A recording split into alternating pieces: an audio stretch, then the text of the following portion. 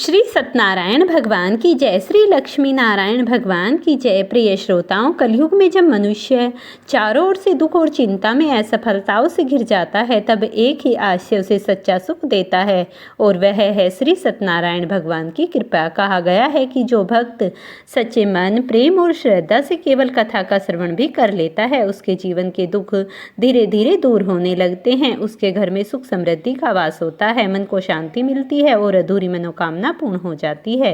तो आइए आज हम सब मिलकर श्री सत्य को साक्षी मानकर पूर्ण श्रद्धा विश्वास के साथ इस पावन कथा का श्रवण करें, क्योंकि जहाँ सत्य का वास होता है वहीं नारायण स्वयं वास करते हैं। श्री नारायण कथा का उल्लेख स्कंद पुराण के रेवा खंड में मिलता है। पौराणिक कथा के अनुसार हो जाएगी। सत्यनारायण कथा भगवान विष्णु के शक्ति स्वरूप की महिमा का वर्णन करती है। यह कथा श्रद्धा और विश्वास का प्रतीक है, जो परिवार में सुख, शांति और समृद्धि लाती है। इसे पूर्णिमा, एकादशी या शुभ अवसरों पर किया जाता है।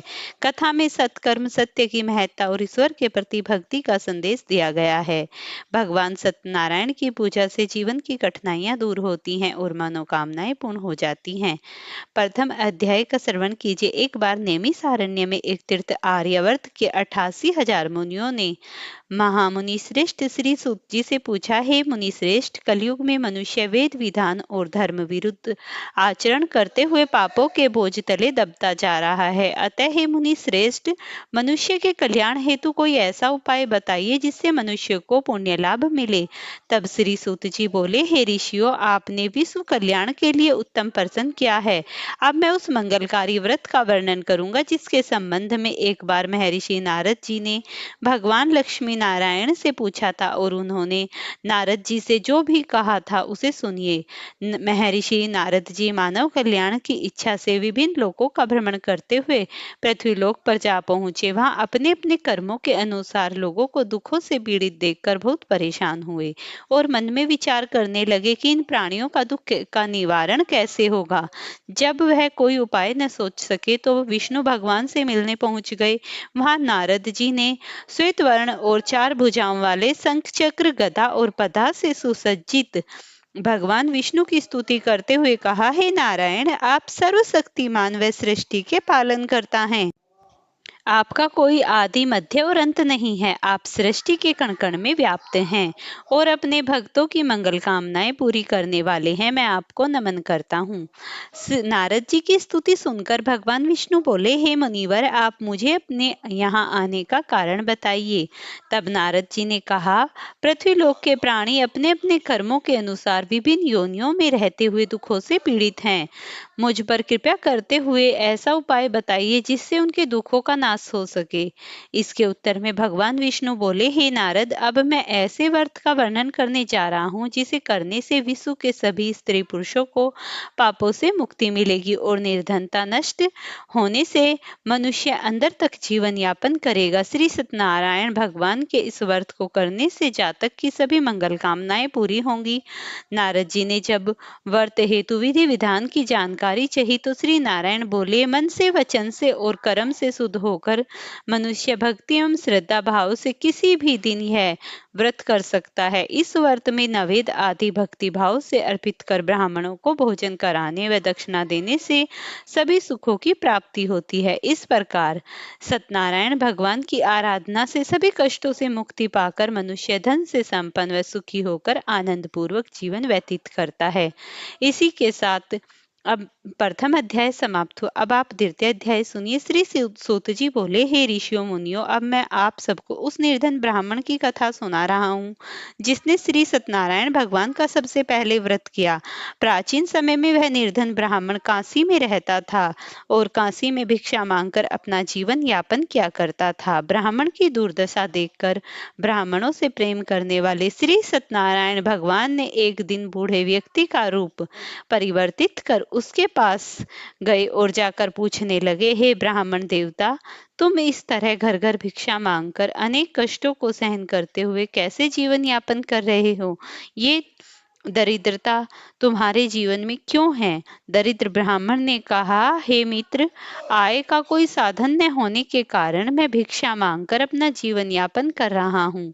निर्धन ब्राह्मण की बात सुनकर बूढ़े व्यक्ति ने कहा, हे मित्र, श्री सत्यनारायण भगवान का व्रत से सभी कष्टों का निवारण हो जाएगा। श्री सत्यनारायण भगवान की पूजा आराधना करने से तुम्हारी सभी मनोकामनाएं पूरी होंगी और तुम्हारे घर में धन संपत्ति की वर्षा होगी। ब्राह्मण को व्रत करने की विधि बताकर सत्यनारायण भगवान अंतर्धान हो गए। निर्धन ब्राह्मण ने बूढ़े व्यक्ति द्वारा बताए व्रत को करने का निश्चय किया। उस रात उसे नींद नहीं आई। वह व्रत करने के बारे में ही सोचता रहा और रात भर श्री सत्यनारायण भगवान का स्मरण करता रहा। प्रातः उठकर सत्यनारायण भगवान का व्रत रखने का निश्चय करता हुआ निर्धन ब्राह्मण भिक्षा मांगने के लिए निकल पड़ा। उस दिन ब्राह्मण को भिक्षा में बहुत धन मिला। घर लौटकर उसने अपने अपने आसपास के लोगों के साथ श्री सत्यनारायण भगवान की पूजा करने व उन्हें व्रत कथा सुनाने के बाद सभी को प्रसाद देकर स्वयं भी प्रसाद ग्रहण किया। कुछ ही दिनों में ब्राह्मण की निर्धनता दूर हो गई। उसके घर में धन धान्य की वर्षा होने लगी। हे मुनि श्रेष्ठ, अब मैं आपको उन लोगों की भी कथा सुनाता हूँ जिसने उस ब्राह्मण से श्री सत्यनारायण भगवान की व्रत कथा सुनकर यह व्रत किया। उसके अनेक कष्ट थे, वे कैसे दूर हुए। धन संपत्ति से संपन्न उस ब्राह्मण ने हर माह नियमित रूप से व्रत करते हुए जब अगले माह श्री सत्यनारायण भगवान का व्रत किया तो उस व्रत में बहुत बंधु बांधवों और मित्र सम्मिलित हुए। उसी समय एक बूढ़ा लकड़हारा वहां से गुजरा। उसे बड़ी प्यास लग रही थी, अतः जल पीने की इच्छा से बूढ़े लकड़हारे ने लकड़ियों के गट्ठे को जमीन पर रख दिया और घर आंगन में पहुंचकर उस ब्राह्मण से पूछा, हे ब्राह्मण देवता, आप किसका पूजन कर रहे हो और इस व्रत को करने से क्या लाभ है? कृपया कर मुझे बताइए। बूढ़े लकड़हारे की बातें सुनकर उस ब्राह्मण ने कहा, मैं अपने बंधु बांधवों और परिचितों के साथ श्री सत्यनारायण भगवान की पूजा कर रहा हूँ। इसको करने से श्री सत्यनारायण भगवान की अनुकंपा से निर्धनता नष्ट होती है और संसार के दुखों से मुक्ति मिलती है। ब्राह्मण से इस व्रत का वर्णन सुनकर बूढ़ा लकड़हारा बहुत प्रसन्न हुआ और मन ही मन सत्यनारायण भगवान का व्रत करने का निश्चय किया। इसके चलते हुए लकड़हारे के मन में एक विचार आया। उसने सोचा, आज लकड़ियां बेचने से जो धन मिलेगा, आज उस धन को मैं श्री सत्यनारायण भगवान की पूजा में लगाऊंगा। ऐसा विचार कर उस दिन लकड़हारे को लकड़ियों में अधिक रुपए मिले। लकड़हारे ने उन रुपयों से केले, घी, दूध, दही, गेहूं का आटा और शक्कर खरीदा। घर लौटकर लकड़हारे ने देवों के प्रिय नगरी काशी में श्री सत्यनारायण भगवान का पूजन किया। उस पूजा में उसके परिवार के वे आसपास के लोग भी सम्मिलित हुए। श्री सत्यनारायण भगवान की पूजा और व्रत कथा सुनने के बाद लकड़हारे ने प्रसाद बांटकर स्वयं भी प्रसाद ग्रहण किया। श्री सत्यनारायण भगवान की अनुकंपा से लकड़हारे के घर में धन धान्य की वर्षा होने लगी।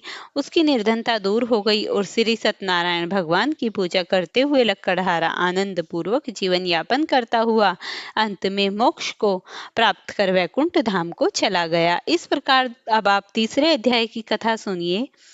श्री सूत जी बोले, हे ऋषि मुनियों, अब मैं आपको आगे की कथा कहता हूँ। प्राचीन काल में कनकपुर में उल्लामुख नाम का एक बुद्धिमान तथा सत्यवादी राजा राज्य करता था। वह प्रतिदिन मंदिर जाकर सत्यनारायण का पूजन किया करता था और निर्धनों को अन्न, वस्त्र और धन दान देकर खुद प्रसन्न हुआ करता था। उसकी पत्नी सुभद्रा बहुत ही सुशील थी। वे दोनों हर महीने श्री सत्यनारायण भगवान का व्रत करते थे।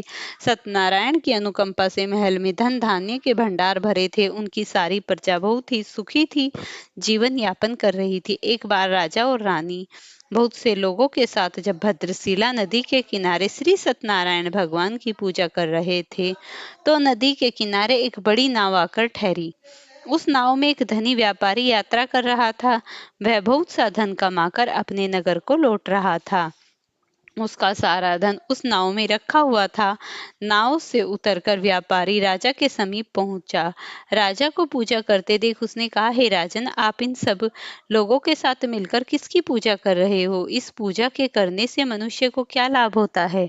राजा ने व्यापारी से कहा, हम हर पूर्णिमा को सत्यनारायण भगवान का व्रत करते हैं और फिर पूजा अर्चना के बाद भगवान का प्रसाद लोगों को बांटकर स्वयं भी ग्रहण करते हैं। सत्यनारायण भगवान की पूजा से दुखियों के सारे दुख दूर होते हैं। राजा की बात सुनकर व्यापारी ने कहा, हे राजन, मैं भी श्री सत्यनारायण भगवान का व्रत करना चाहता हूँ, कृपया मुझे इस व्रत को करने की विधि बताइए। राजा ने व्यापारी को सत्यनारायण व्रत की पूरी विधि बताई।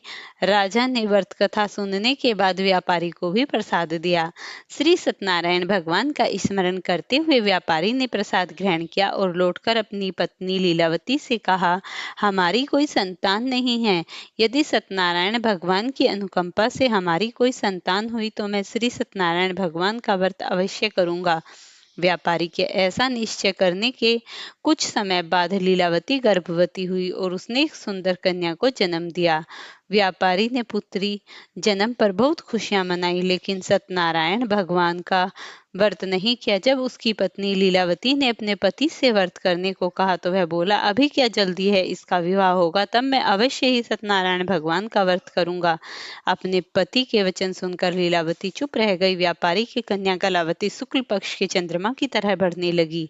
एक दिन व्यापार में बहुत सा धन कमाकर लौट रहे व्यापारी ने अपनी बेटी को सहेलियों के साथ उपवन में घूमते देखा तो उसे उसके विवाह की चिंता होने लगी। व्यापारी ने कलावती के लिए सुयोग्य वर ढूंढने के लिए अपने सेवकों को दूर दूर नगरों में भेजा। व्यापारी के सेवक कंचनपुर नगर में पहुंचे। उस नगर में उन्होंने एक वर्णिक पुत्र को देखा। वर्णिक पुत्र अत्यंत सुंदर और गुणवान था। सेवकों ने वापस लौटकर व्यापारी को उस वर्णिक पुत्र के बारे में बताया। व्यापारी उस सुंदर लड़के को देखकर बहुत प्रसन्न हुआ और कलावती का विवाह बहुत धूमधाम से उसके साथ कर दिया। दहेज में उनके वर्णिक पुत्र को बहुत सा धन दिया। कलावती का विवाह भी हो गया, लेकिन व्यापारी ने श्री सत्यनारायण भगवान का व्रत नहीं किया।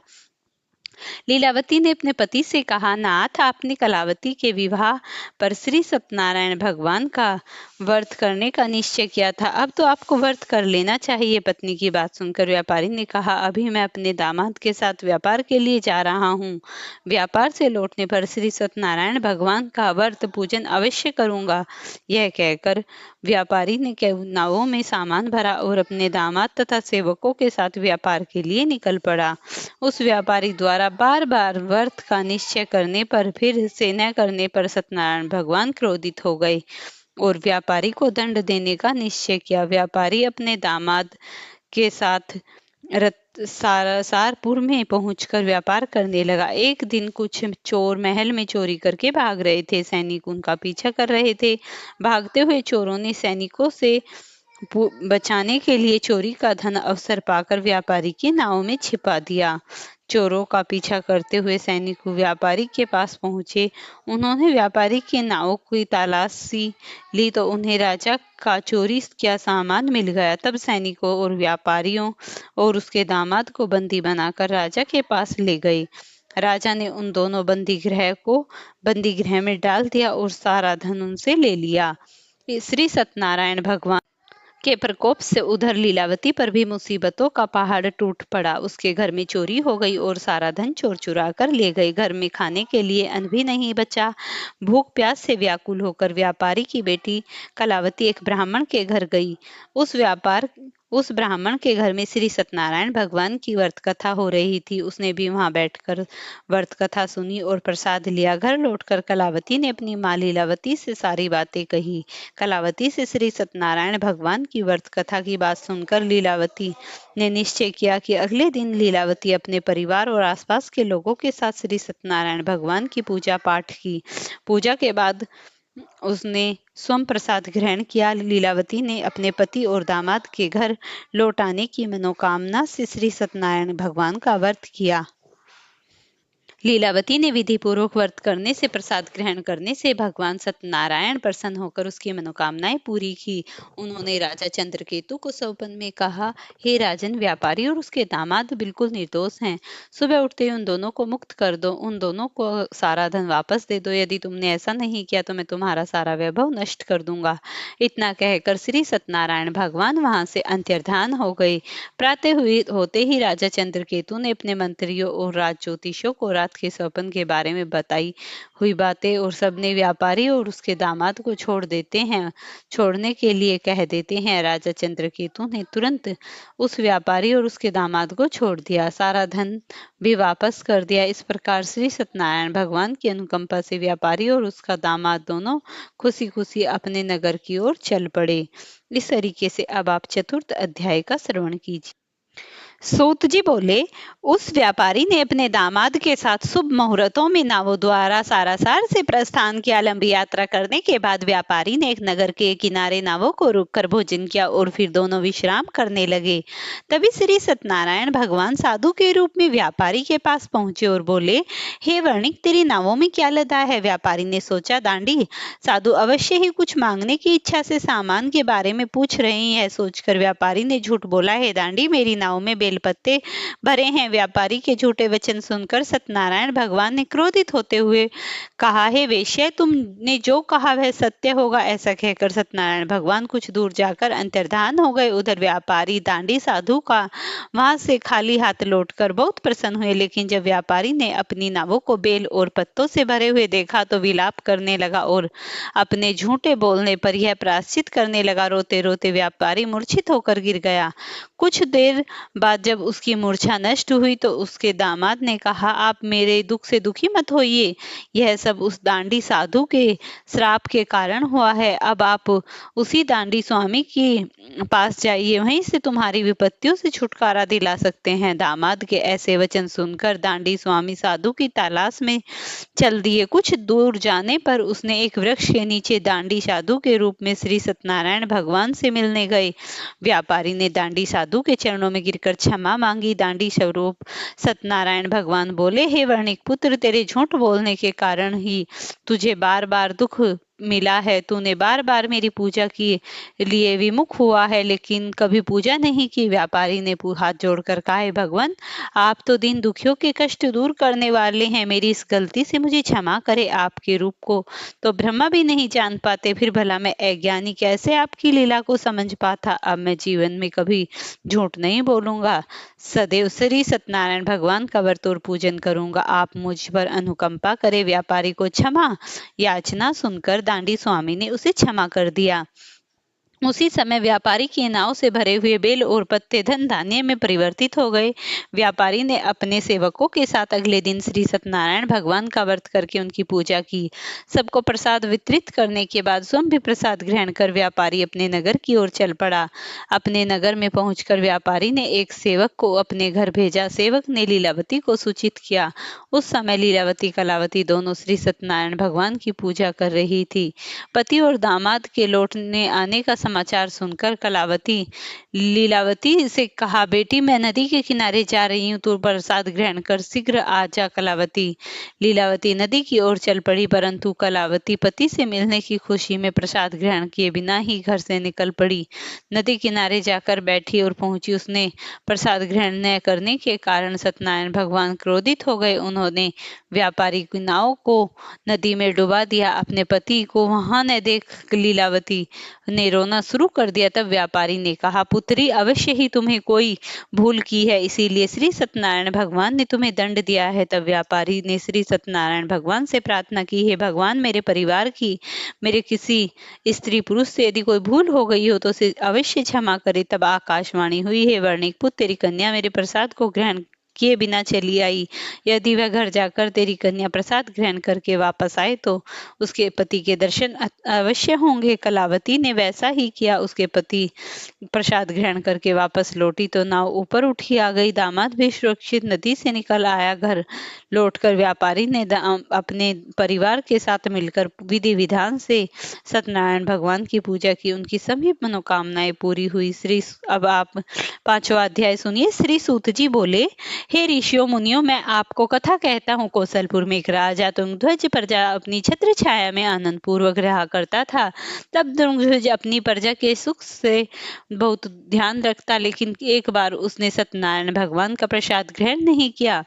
तब श्री सत्यनारायण भगवान ने राजा को प्रसाद ग्रहण न करने का दंड दिया। एक दिन राजा तुंगध्वज जंगल में हिंसक पशुओं का शिकार करने निकला था। शिकार का पीछा करते करते वह अपने सैनिकों से अलग हो गया और उसने देर तक हिंसक जानवरों का शिकार किया। अतः कुछ देर विश्राम करने के लिए वह एक वृक्ष के नीचे बैठ गया। समीप ही कुछ कुछ चरवाहा श्री सत्यनारायण भगवान की पूजा कर रहे थे। राजा ने उनके पास से गुजरते हुए श्री सत्यनारायण भगवान को नमस्कार किया। चरवाहों ने राजा को पूजा के बाद प्रसाद दिया तो राजा ने प्रसाद भी ग्रहण किया और घोड़ों पर सवार हो अपने नगर की ओर चल दिए। राजा जब नगर में पहुंचा तो देखा कि उसका सारा धन वैभव नष्ट हो चुका है। श्री सत्यनारायण के प्रकोप से राजा निर्धन हो गया। तब राज्य ज्योतिषों ने कहा, हे महाराज, आपने अवश्य कोई भूल की है। अगर आप उस भूल का प्रायश्चित कर लें तो सब कुछ पहले जैसा हो जाएगा। राजा को तुरंत अपनी भूल का स्मरण आया। अतः मंदिर में जाकर राजा ने श्री सत्यनारायण भगवान से क्षमा मांगी और उनसे पूजा की। पूजा के बाद प्रसाद ग्रहण करने से श्री सत्यनारायण भगवान की अनुकंपा से चमत्कार हुआ।